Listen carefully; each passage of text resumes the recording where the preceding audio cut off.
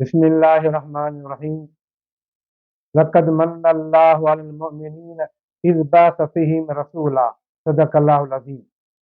अल्लाह तबारक व तआला जल्ल जलालुहु मन वालो कुरान पाक में इरशाद फरमायो, अलबत्ता तहक़ीक़ बेशक मूं अल्लाह ताला मोमिननि ते थोरो कयो त वॾे शान वारो रसूल उन्हनि ॾांहुं मोकिलियो। पाण करीम अलैहिस्सलातु वस्सलाम जी अचण जे लाइ अल्लाह ताला फरमायो त मुंहिंजो महबूब दुनिया ते आयो, ॼण त मूं अल्लाह ताला कुल जहान ते एहसान फरमायो। हुज़ूर अलैहिस्सलातु वस्सलाम जी अचण जो एॾो अज़ीम एहसान आहे जो महबूब जो एहसान हर मोमिन मोहबत वारो एहसान मल्हाईंदो रहे पियो, मिलाद मल्हाईंदो रहे पियो। छो त एहसान हिकिड़ो माण्हू दुनिया में हूंदा आहिनि जंहिंजे मथां को महिरबानी कंदो त कोशिशि कंदो त उनजो थोरो लाहियां, एहसान लाहियां। पर जे एहसान लाहे न पुॼंदो त चवंदो ता हयाती मुंहिंजो थोरो ॻायां पियो। असां पाण करीम अलैहिस्सलातु वस्सलाम जो ता हयाती इंशा अल्लाह मीलाद मल्हाए अल्लाह ताला जे हबीब जो एहसान ॻायूं पिया त महबूब जो अचणु दुनिया जे लाइ रब करीम जो एहसान अज़ीम आहे। वमा अरसलनाक इल्ला रहमतल लिल आलमीन। मुंहिंजे महबूब तव्हांखे मूं जहानम जे लाइ रहमतल लिल आलमीन बनाए मोकिलियो। नाज़रीन, रब्बिल अव्वल शरीफ़ मुबारक महीनो, बरकत वारो महीनो, 12 रब्बिल अव्वल शरीफ़ जी राति असांजो आका, दुनिया जो दाता, यतीमनि जो यार, ग़रीबनि जो ग़मख़ार, मिस्कीननि जो मददगार, बेवाहनि जो वाह, नंढड़कनि जो धणी, मुख़्तार कुल, फ़ख्र मौजूदात, सैयदुल अव्वलीन वल आख़िरीन, ताहा व यासीन जे लक़बनि वारो हज़रत मुहम्मद रसूलुल्लाह सल्लल्लाहु अलैहि वसल्लम खे अल्लाह ताला दुनिया जे तख़्ते ते 12 रब्बिल अव्वल शरीफ़ जी राति सुबुह सादिक जी टेम ते करीम रब दुनिया ते मोकिलियो। पाण करीम अलैहिस्सलातु वस्सलाम खे अल्लाह ताला दुनिया जे तख़्ते ते मोकिलियो। ईअं क़ुरान पाक में हदीस में किथे बि न आयल आहे त पाण करीम अलैहिस्सलाम ॼावा, बल्कि अल्लाह ताला क़ुरान पाक में फरमायो, लक़द मन्नल्लाहु अलल मुमिनीन इज़ बअस फ़ीहिम रसूला। अलबत्ता तहक़ीक़ मोमिननि ते थोरो कयो आहे कि वॾे शान वारो रसूल उन ॾांहुं मोकिलियो आहे। इज़ बअस यानी मोकिलियो आहे। हीअं कोन्हे क़ुरान पाक में त हबीब अलैहिस्सलातु वस्सलाम ॼाओ, ज़ाहिरी तौर ते ॼाओ, पर पाण करीम अलैहिस्सलातु वस्सलाम जे लाइ अल्लाह रब्बुल आलमीन जल्ल जलालुहु मन वालो बासत जो लफ़्ज़ मोकिलियो आहे। हिकु आहे ख़िलक़त, ॿी आहे बासत, टी आहे नबूवत। अल्लाह ताला जल्ल जलालुहु मन वालो ख़िलक़त ऐं बासत ऐं नबूवत अल्लाह ताला जल्ल जलालुहु मन वालो पंहिंजे हबीब खे पैदा फरमायो ऐं पाण करीम अलैहिस्सलाम खे मोकिलियो। ॿ, पाण करीम अलैहिस्सलातु वस्सलाम खे अल्लाह ताला नबूवत अता फरमाई। ख़िलक़त खां मुराद त मुंहिंजे हबीब करीम अलैहिस्सलाम जी पैदाश कॾहिं आहे, ऐं पाण करीम अलैहिस्सलातु वस्सलाम जी बासत हिन अल्लाह ताला नबी कॾहिं बनाए मोकिलियो। अल्लाह रब्बुल आलमीन जल्ल जलालुहु मन वालो पंहिंजे कामिल क़ुदरत सां हुज़ूर पुर नूर सल्लल्लाहु अलैहि वसल्लम खे हक़ीक़त में त तमाम नबियनि खां अॻु में पैदा कयो। आलम अरवाह में न ज़मीन हुई, न आसमान हो, न सिज हो, न चंड हो, का बि शइ कोन हुई। अल्लाह ताला हज़रत आदम अलैहिस्सलाम खां अॻु में पाण करीम जे नूर खे पैदा फरमायो। उन लाइ काफ़ी हदीसूं शरीफ़ आहिनि। तॾहिं त मशहूर जामे तिरमिज़ी हिकिड़ी हदीस आहे त असहाबनि अर्ज़ कयो, वान अबी हुरैरह रज़ियल्लाहु तआला अन्हु क़ाल क़ालू या रसूलल्लाह सल्लल्लाहु अलैहि वसल्लम मता लक नबूवत। या रसूल अलैहिस्सलातु वस्सलाम, तव्हांखे अल्लाह ताला नबूवत कॾहिं अता फरमाई? पाण करीम अलैहिस्सलातु वस्सलाम फरमायो, कुन्तु नबियन व आदमु बैनल रूहि वल जसद। पाण करीम अलैहिस्सलातु वस्सलाम फरमायो, हज़रत आदम अलैहिस्सलाम अञा रूह ऐं जिस्म जे विच में हो, आदम अलैहिस्सलाम रूह ऐं जिस्म जे दरमियान हो। अल्लाह ताला उन वक़्तु मूंखे नबी बनायो। यानी पाण करीम अलैहिस्सलातु वस्सलाम फरमायो त हज़रत आदम अलैहिस्सलाम अञा रूह ऐं जिस्म जे विच में हो। अल्लाह उन वक़्तु मूंखे नबूवत जो ताज पारायो हो। पाण करीम अलैहिस्सलाम फरमायो त हज़रत आदम अलैहिस्सलाम अञा मिटी ऐं पाणी में ॻोल्हियो हो त अल्लाह ताला मूंखे पंहिंजे कुदरत सां नबूवत जो ताज पारायो हो। असहाबनि सगूरनि खे ख़बर हुई त पाण करीम अलैहिस्सलातु वस्सलाम ज़ाहिरी तौर 40 साल जी उमिरि मुबारक में नबूवत जो ऐलान कयो। त पोइ असहाबनि अर्ज़ कयो त साईं करीम अलैहिस्सलातु वस्सलाम खे चवण लॻा त या रसूल अल्लाह सल्लल्लाहु अलैहि वसल्लम मता लक नबूवत। अल्लाह ताला तव्हांखे नबी कॾहिं बनायो? हिन दौर में 15वीं सदी जी माण्हू खे ख़बर आहे जेको इल्म वारो आहे, दीन सां जो ताल्लुक़ आहे, आलिम आहे, हाफ़िज़ आहे, बुज़ुर्ग आहे, जंहिंजो बि दीन सां ताल्लुक़ आहे या दीनदारनि सां ताल्लुक़ आहे, उन हर मुस्लमान खे ख़बर आहे पाण करीम अलैहिस्सलातु वस्सलाम 40 साल जी उम्र मुबारक में नबूवत जो ऐलान कयो आहे। जेके असहाबी हुजूर सां गॾु रहिया पई, जिन क़ुरान पाक लहंदे ॾिठो, जिन हज़रत जबरील खे ईंदे ॾिठो, जिन क़ुरान जे नुज़ूल खे ॾिठो, क़ुरान जो नुज़ूल ॿुधो, महबूब जी सोबत इख्तियार कई, छा उन्हनि खे ख़बर कोन हुई त पाण करीम अलैहिस्सलातु वस्सलाम 40 साल जे उम्र मुबारक में नबूवत ऐलान कयो आहे। ज़ाहिरी उनखे त ख़बर हुई, पर सहाबनि जे सवाल में राज़ हो। पाण करीम अलैहिस्सलाम जे राज़ जो जवाब ॾिनो त अल्लाह ताला मूंखे उन ज़माने में नबी बनायो जॾहिं हज़रत आदम अलैहिस्सलाम अञा मिटी ऐं पाणी में हो। अल्लाह उन ज़माने में मूंखे नबूवत जो ताज पारायो। पाण करीम सल्लल्लाहु अलैहि वसल्लम खे अल्लाह तबारक व तआला जल्ल जलालहु मन वालहु पंहिंजी कुदरत सां 12 रबिउल अव्वल शरीफ़ जे राति मके पाक जे धरती ते, मके पाक जे सरज़मीन ते काबतुल्लाह शरीफ़ के वेझो, काबतुल्लाह शरीफ़ के करीब अल्लाह ताला 12 रबिउल अव्वल शरीफ़ जी रात हुजूर पुर नूर सल्लल्लाहु अलैहि वसल्लम के ज़ाहिरी सूरत दुनिया ते पैदा फरमायो, ज़ाहिरी सूरत दुनिया ते मोकिलियो। ऐं हुजूर करीम अलैहिस्सलातु वस्सलाम जो दुनिया ते अचण बि अजीब मामलो आहे। अल्लामा अब्दुल हक मुहद्दिस दहलवी रहमतुल्लाहि तआला अलैहि, जेको हिंदुस्तान जो वॾो चोटी जो आलिम थी गुज़रियो, हज़रत अल्लामा अब्दुल हक मुहद्दिस दहलवी हिंदुस्तान जो वॾो आलिम थी गुज़रियो, जो हिंदुस्तान जो मुल्क अॻे हिंद ऐं सिंध हुआ, उन खां पोइ हिंदुस्तान ऐं पाकिस्तान जुदा थिया।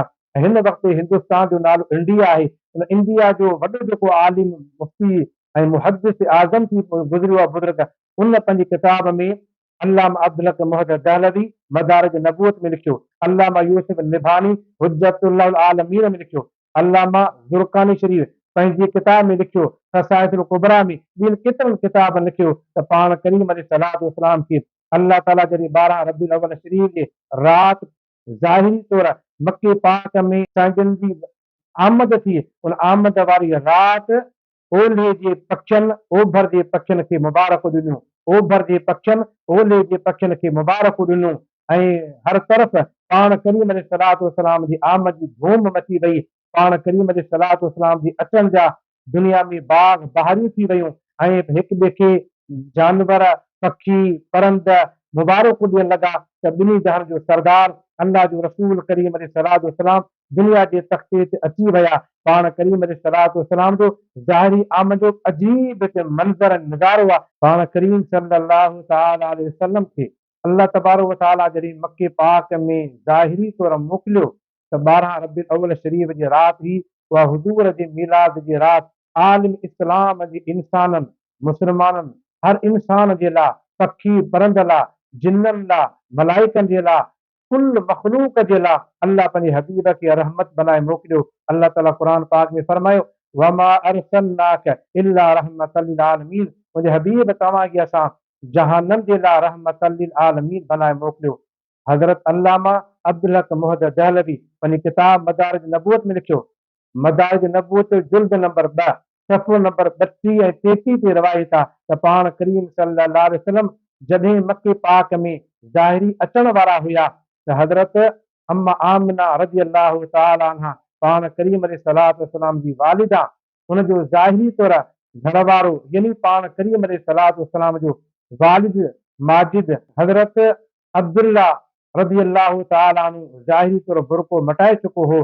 हज़रत बीबी आमिना रज़ियल्लाहु तआला अन्हु सोचियो त पाण करीम अलैहिस्सलातु वस्सलाम जी विलादत जॾहिं वक़्तु आयो त अम्मा आमिना सोचियो इन वक़्त में औरत खे पंहिंजे मर्द जी ज़रूरत हूंदी आहे, मर्द बाहि ॿिली थींदो आहे, करीब ईंदो आहे, उन ज़माने में दायूं हूंदियूं त दाई वठी ईंदो, पर जंहिं वक़्त में पाण करीम अलैहिस्सलातु वस्सलाम जी विलादत पाक थी पई, अम्मा आमिना रज़ियल्लाहु तआला अन्हा फरमाई थी त सुबुह सादिक जो टाइम हो ऐं ॾिसां पई त ओचितो मुंहिंजे घर जी छत खुली पई आहे ऐं बनी अब्दुल मनाफ जे कबीले जे मिसल वॾे कद वारी औरतूं हसीन जमील औरतूं लही आयूं ऐं 3 औरतूं तमामु मूंखे करीब अची वेठियूं। हिकिड़े खां मूं पुछा कई आहे तव्हांजो अम्मा नालो छा आहे? उहा चवण लॻी आहे त मुंहिंजो नालो हवा आहे ऐं आदम अलैहिस्सलाम जी घरवारी ऐं राणी आहियां।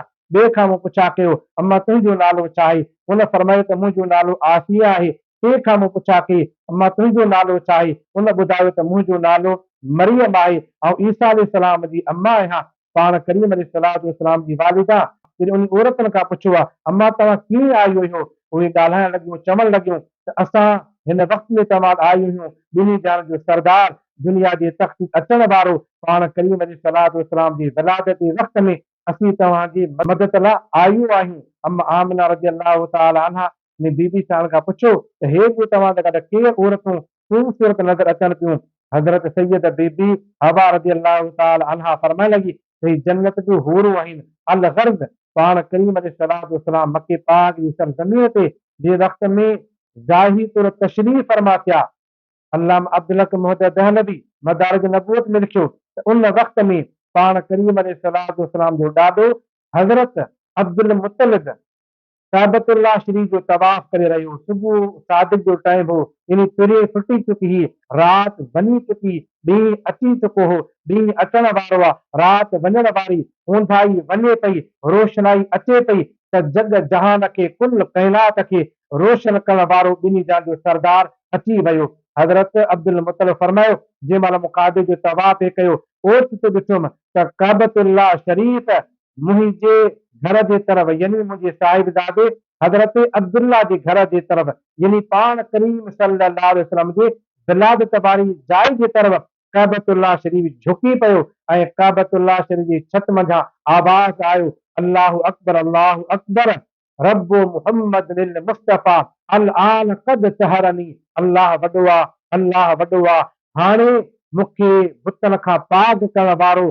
काबतुल्लाह शरीफ़ जी छत मंझां आवाज़ आयो रब्बु मुहम्मद लिल मुस्तफ़ा हज़रत मुहम्मद अलैहिस्सलातु वस्सलाम जे रब जो कसम आहे अल आन क़द तहरनी, हाणे मूं काबे खे पाक करण वारो हुज़ूर अलैहिस्सलाम अची विया। इन काबे जी छत मंझि आवाज़ आयो त पाण करीम अलैहिस्सलाम दुनिया ते आया ऐं काबतुल्लाह शरीफ़ जे अंदरि जेके बुत रखियल हुआ पाण करीम अलैहिस्सलाम जॾहिं नबूवत जो ऐलान कयो फतह मक्का जे टाइम में पाण करीम अलैहिस्सलाम काबे जे अंदरां बुत भञी ख़त्म कया, काबे जी छत तां बि बुत भञी ख़त्म कयो, दीन इस्लाम जो पाण करीम अलैहिस्सलाम नालो रोशन कयो, दीन इस्लाम जो पैगाम ॾिनो, दावत ॾिनी, इंसाननि खे इस्लाम जो पैगाम पहुचायो। पाण करीम सल्लल्लाहु अलैहि वसल्लम जॾहिं मके पाक में तशरीफ़ फरमा थिया त काबे जे छत तां बि आवाज़ आयो, हर तरफ़ पूरी ख़ुदा जी ख़ुदाई में ख़ुशीअ जी धूम मची वई। पाण करीम अलैहिस्सलातु वस्सलाम जी ख़ुशी काबतुल्लाह शरीफ़ में मल्हाई। जॾहिं पाण करीम अलैहिस्सलातु वस्सलाम जे आमद जी ख़ुशी में अल्लाह ताला हज़रत जबरील खे टे झंडा ॾिना। टे जबरील अलैहिस्सलाम झंडा खणी आयो, हिकु मशरिक़ में लॻायो, हिकु मग़रिब में लॻायो, हिकु काबे जे छत ते लॻायो। यानी पाण करीम अलैहिस्सलातु वस्सलाम जे विलादत जी ख़ुशीअ जा अजीब नज़ारा हुआ, अजीब मंज़र हुआ।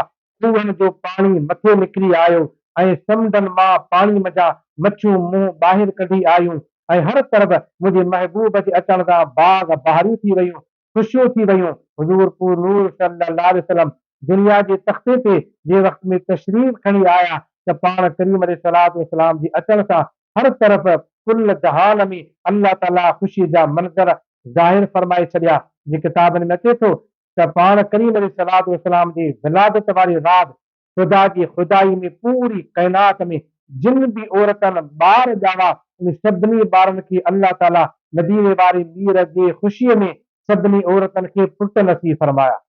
किताब लिखनि था त अरबनि जो दस्तूर हुयो नियाणी ॼमंदी हुई त हुनखे जीअरो दफ़न करे छॾींदा हुआ। नियाणी खे ज़िंदा दफ़न करण ऐं मारणु गुनाह कबीर हुआ, इहो तमामु वॾो गुनाह दुख दुनिया में हुयो। पर पाण करीम अलैहिस्सलाम दुनिया ते आया त हुज़ूर अलैहिस्सलातु वस्सलाम जे अचण जे वक़्त में अल्लाह ताला अलीम बिज़ात सुदूर आहे, अलीमुल ख़बीर, मुंहिंजे रब खे मालूम आहे त काफ़र नियाणी ॼमंदियूं त जीअरियूं दफ़न कंदा।